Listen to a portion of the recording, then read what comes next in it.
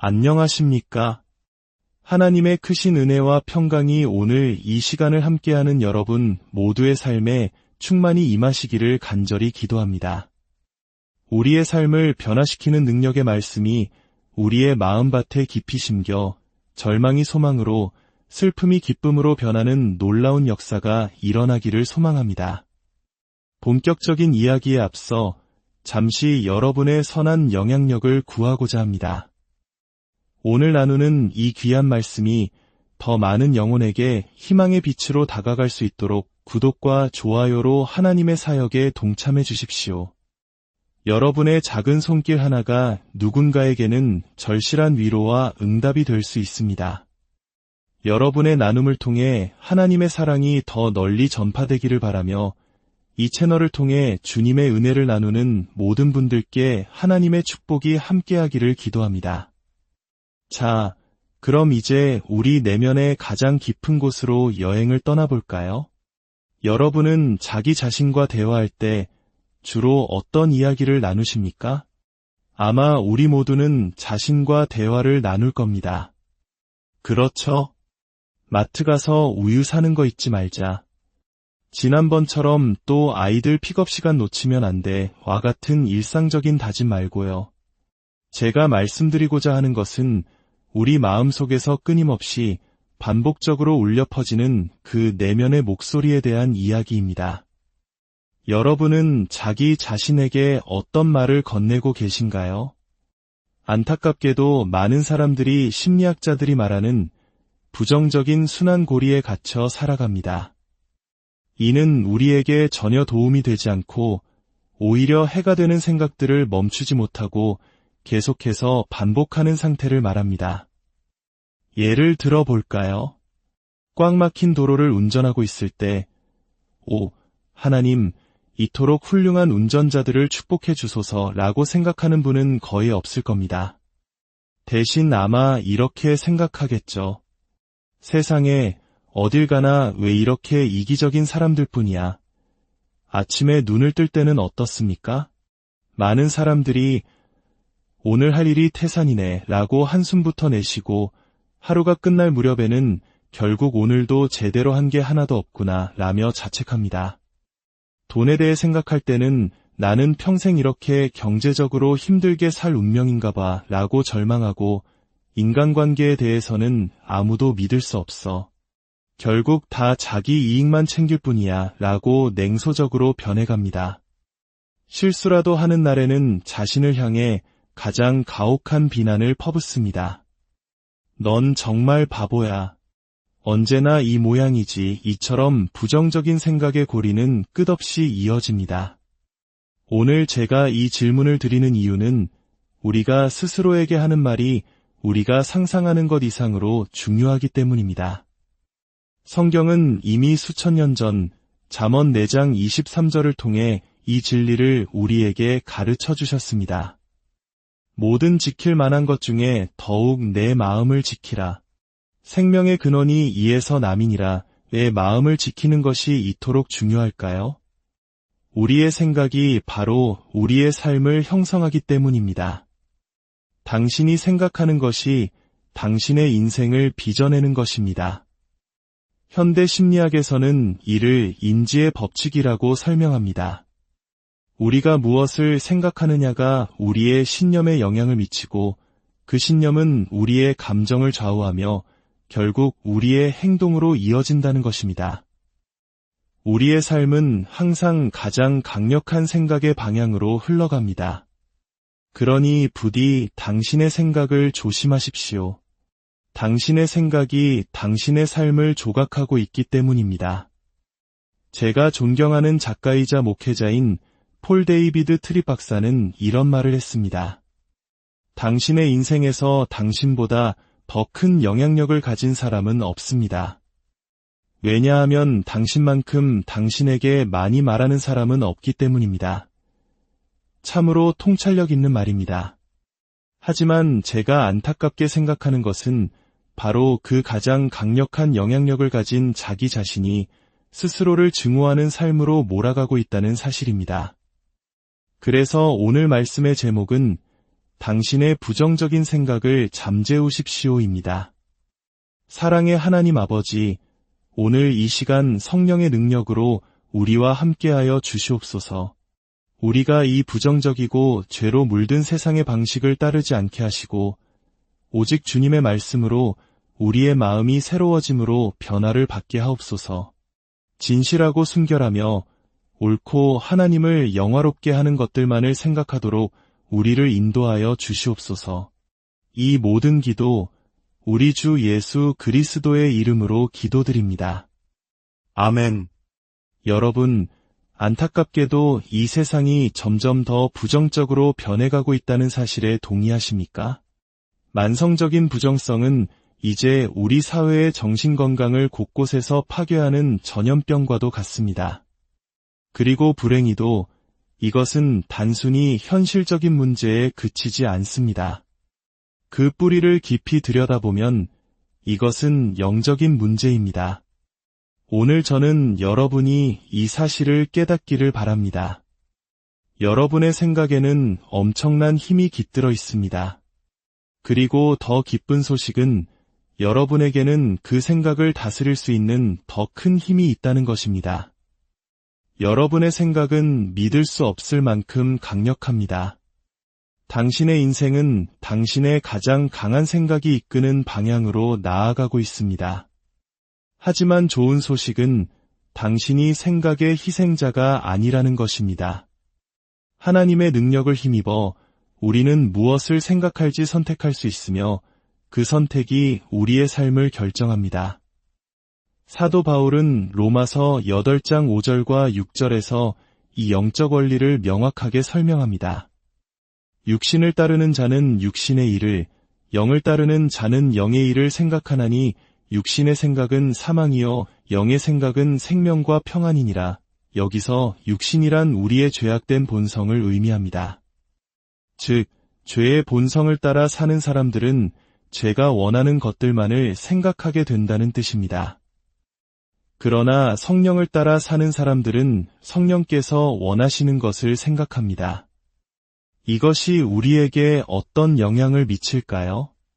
6절이 그 답을 줍니다. 육신의 생각, 즉 세상적이고 부정적인 생각에 지배당하는 마음의 끝은 사망과 어둠, 그리고 파멸입니다. 그러나 성령에 의해 다스려지는 마음은 생명과 평안을 누리게 됩니다. 만약 여러분의 삶이 계속해서 고통스럽고 마음이 무너져 내리며 자주 낙심하게 된다면 혹시 여러분의 마음이 하나님이 아닌 세상의 것들에 고정되어 있기 때문은 아닐까요? 우리가 마음을 하나님과 그분의 영적인 것들에 둘 때 우리는 비로소 삶의 모든 영역에서 참된 생명과 평안을 발견하게 될 것입니다. 오늘 저는 3가지 목표를 가지고 여러분과 함께 말씀을 나누고자 합니다. 첫째, 왜 부정적인 생각이 당신 자신뿐만 아니라 당신의 가족, 인간관계, 가치관, 그리고 인생의 방향에까지 해를 끼치는지 보여드리고자 합니다. 둘째, 여러분 각자의 마음속에 자리 잡은 특정한 부정성의 영역을 발견하도록 돕고 싶습니다. 그리고 마지막 셋째, 하나님의 말씀의 능력을 통해 성령의 도우심으로 어떻게 죽음을 가져오는 생각에서 벗어나 생명과 평안을 가져오는 생각으로 변화될 수 있는지 그 길을 제시하고자 합니다. 자, 그럼 첫 번째 질문부터 시작해 봅시다. 왜 부정적인 생각은 이토록 해로울까요? 근본적으로 우리는 부정성 편향이라는 것을 가지고 태어납니다. 신경과학 연구에 따르면 부정적인 사건은 긍정적인 사건보다 훨씬 더 빨리 우리 뇌에 각인되고 더 오래 머무는 경향이 있습니다. 안 좋았던 일, 비극적인 사건, 불행했던 기억이 우리의 뇌리에 더 깊고 오래 박히는 것입니다. 몇 가지 예로 증명할 수 있습니다. 소셜미디어에서 긍정적인 소식과 부정적인 소식 중 무엇이 더 빨리 퍼져나갈까요? 정답은 부정적인 소식입니다. 뉴스 앱에서도 마찬가지입니다. 어떤 기사가 더 많은 클릭을 유도할까요? 바로 부정적인 기사들입니다. 언론계에서는 피가 나야 헤드라인이 된다는 말이 있을 정도입니다. 개인적인 경험을 떠올려 봅시다. 중요한 발표를 앞두고 몹시 긴장했지만 성공적으로 마쳤습니다. 끝나고 나서 5명의 동료가 다가와 정말 대단했어요. 감동적이었습니다. 최고의 발표였어요. 라고 칭찬했습니다. 그런데 단 한 명이 부정적인 코멘트를 남겼습니다. 그날 밤 여러분은 5개의 긍정적인 칭찬을 떠올리며 기뻐하겠습니까? 아니면 하나의 부정적인 비판에 괴로워하겠습니까? 아마 대부분은 후자일 것입니다. 이러한 만성적인 부정성은 우리를 끊임없는 투쟁도피 반응 상태로 몰아넣습니다. 스트레스 상황에서 우리 뇌는 코르티솔이라는 호르몬을 분비하도록 설계되었습니다. 이것은 처음에는 우리를 더 각성시키고 집중하게 만들어 문제에 대처할 준비를 시키는 좋은 기능입니다. 하지만 만성적인 부정성에 빠져 계속해서 위협을 느끼게 되면 이 시스템은 과부하에 걸리고 맙니다. 사도 바울이 말했듯이 육신의 메인 생각은 사망입니다. 우리가 온라인에서 보는 대부분의 것들이 부정적이고 친구들이 하는 말도 부정적이며 스스로에게 하는 말조차 부정적일 때 우리는 스스로 부정적인 신경회로를 만들고 있는 것입니다.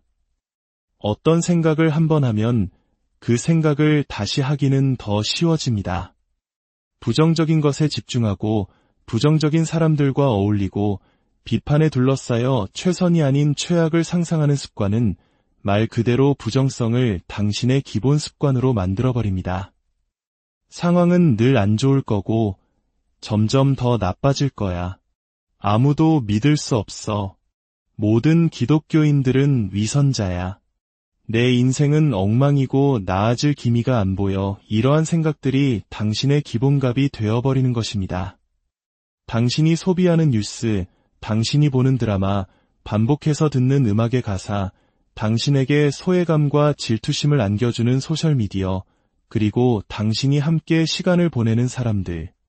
이 모든 것이 당신의 삶을 지배하는 내면의 대본을 만듭니다.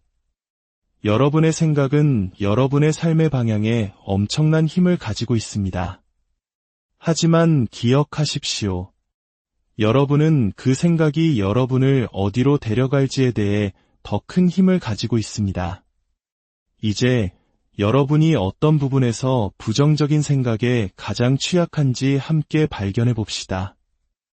전문가들은 부정성이 크게 4가지 영역으로 나타난다고 말합니다.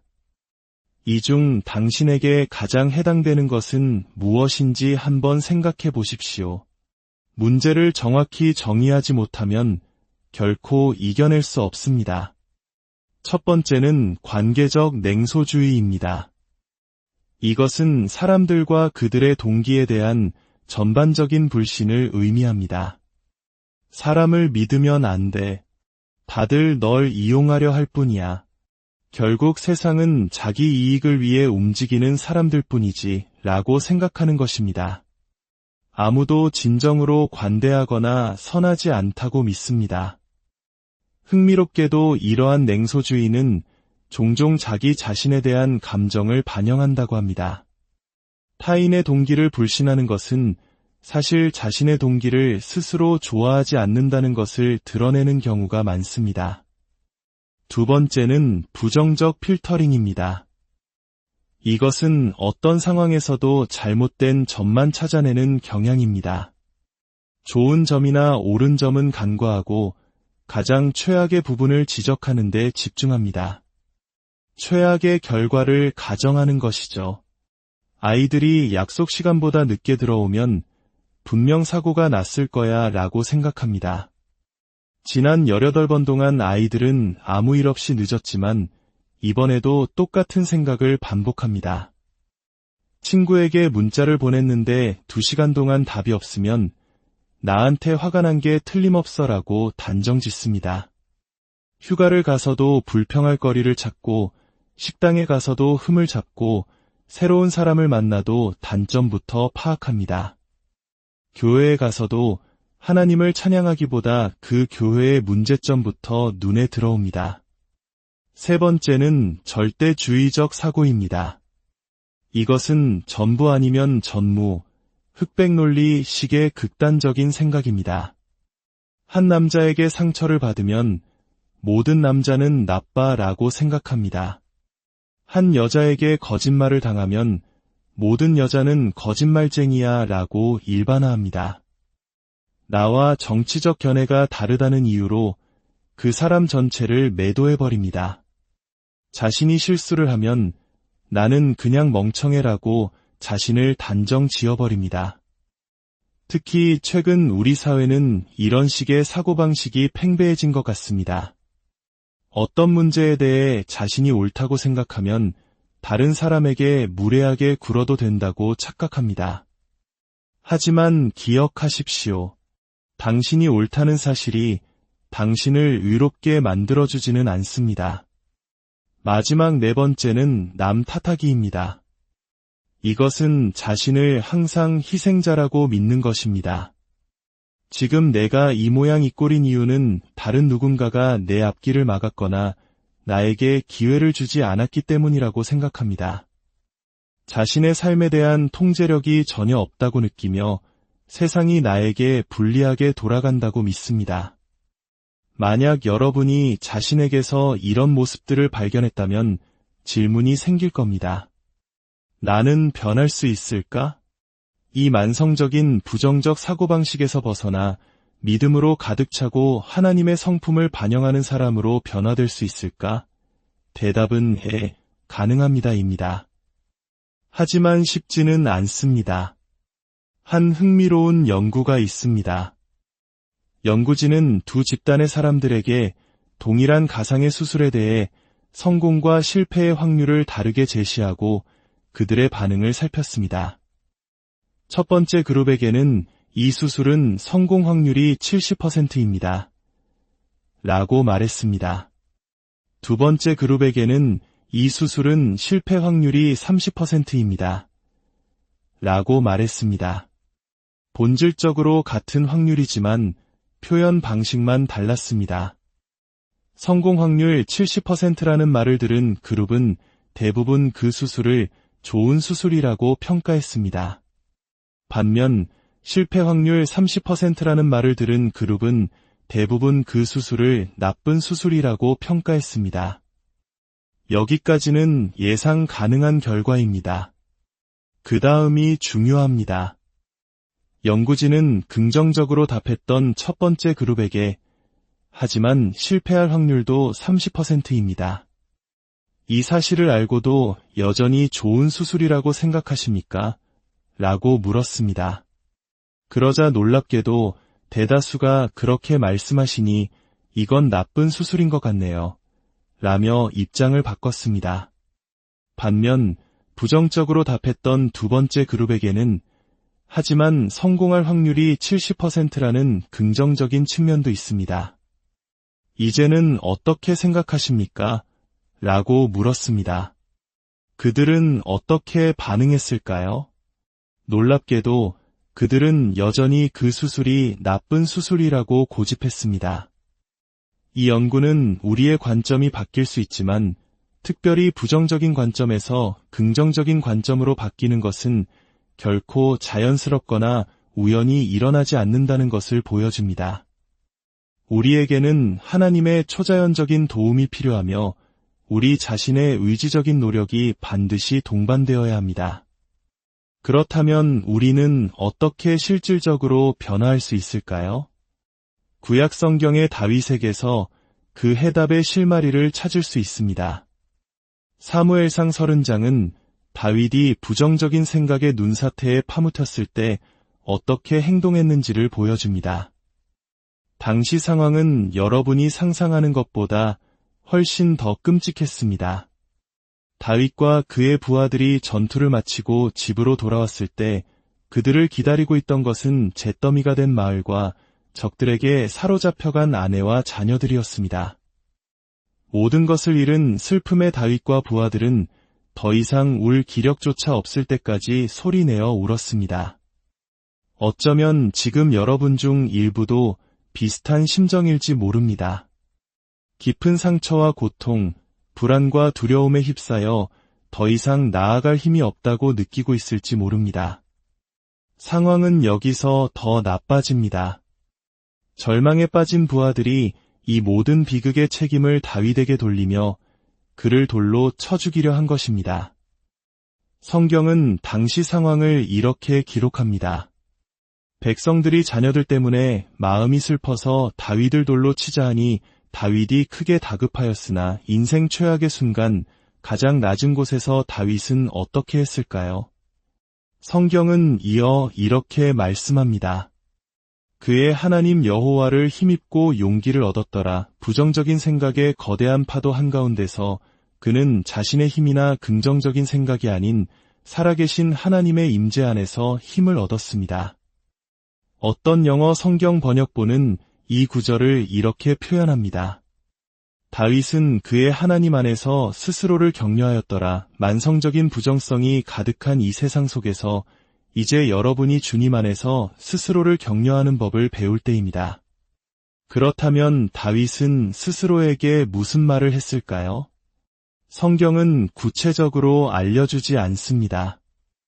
하지만 우리는 다른 시편들을 통해 그가 평소에 하나님께 어떤 고백을 했는지 알 수 있고 아마 그 순간에도 비슷한 고백을 했을 것이라 짐작할 수 있습니다. 시편 103편 1절에서 다윗은 자기 자신에게 이렇게 선포합니다.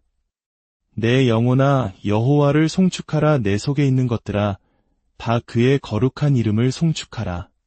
내 영혼아 여호와를 송축하며 그의 모든 은택을 잊지 말지어다. 그는 자신의 영혼을 향해 명령하고 있는 것입니다. 영혼아, 하나님을 찬양해. 그분이 베푸신 모든 은혜를 하나도 잊지 마. 그는 과거의 은혜들을 떠올렸을 것입니다. 기억해, 다윗. 하나님께서 너의 모든 죄를 용서하시고 모든 병을 고치셨지. 너를 파멸해서 구원하시고 사랑과 자비로 관을 씌우셨어.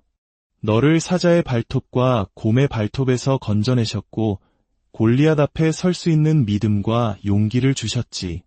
사울 왕의 창으로부터 너를 보호하셨고 결코 너를 떠나지도 버리지도 않으셨어. 그는 이렇게 주님 안에서 스스로를 격려했던 것입니다. 그리고 시편 103편 8절에서 그는 이렇게 고백합니다. 여호와는 긍휼이 많으시고 은혜로우시며 노하기를 더디하시고 인자하심이 풍부하시도다. 이 구절 들어보신 적 있으신가요? 아마 많은 분들이 들어보셨을 겁니다. 그런데 다윗은 시편 86편 15절에서도 거의 똑같은 고백을 합니다. 그러나 주여 주는 긍휼히 여기시며 은혜를 베푸시며 노하기를 더디하시며 인자와 진실이 풍성하신 하나님이시오니 시편 145편 8절에서도 마찬가지입니다. 여호와는 은혜로우시며 긍휼이 많으시며 노하기를 더디하시며 인자하심이 크시도다. 놀랍게도 다윗은 이 고백을 스스로 만들어낸 것이 아닙니다. 그는 하나님의 말씀을 그대로 따라 한 것입니다. 이 고백을 가장 먼저 하신 분은 바로 하나님 자신이셨습니다. 출애굽기 34장에서 하나님께서는 스스로를 이렇게 나타내셨습니다. 중요한 것은 이것입니다. 다윗은 어려운 상황이 닥쳤을 때 성경 구절을 찾아 헤맬 필요가 없었습니다. 그는 이미 하나님의 말씀을 그의 마음속에 깊이 새겨두었기 때문입니다. 그는 자신에게 똑같은 진리의 말씀을 수없이 반복하여 선포했습니다. 그는 주님 안에서 스스로를 격려했습니다. 여러분에게 스스로를 격려하는데 도움이 될 아주 강력한 도구 하나를 소개해드리고 싶습니다. 그것은 바로 소처럼 행동하는 것입니다. 소는 무엇을 하나요? 소는 풀을 한 움큼 뜯어 씹고 또 씹습니다. 그리고 삼켰다가 다시 입으로 개어내어 씹고 또 씹습니다. 이런 행동을 반복할까요? 그 풀 속에 있는 모든 영양분을 남김없이 흡수하기 위해서입니다. 이것을 되새김질이라고 합니다. 구약 성경에서 묵상하다로 번역된 히브리어 단어는 되새김질하다라는 뜻으로도 번역될 수 있습니다. 하나님의 말씀을 되새김질하는 것, 그 말씀을 씹고 즐기고 그 안에 담긴 모든 영적인 영양분을 얻을 때까지 계속해서 반복하고 또 반복하는 것입니다. 그렇게 할 때 우리는 어려운 상황 속에서 말씀을 찾아 헤매는 것이 아니라 이미 우리 마음속에 숨겨둔 말씀의 능력으로 승리하게 될 것입니다.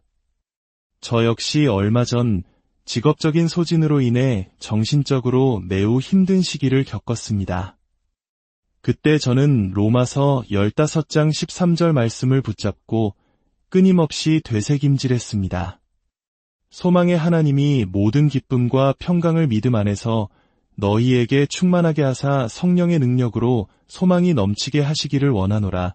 저는 이 말씀을 수없이 반복했습니다.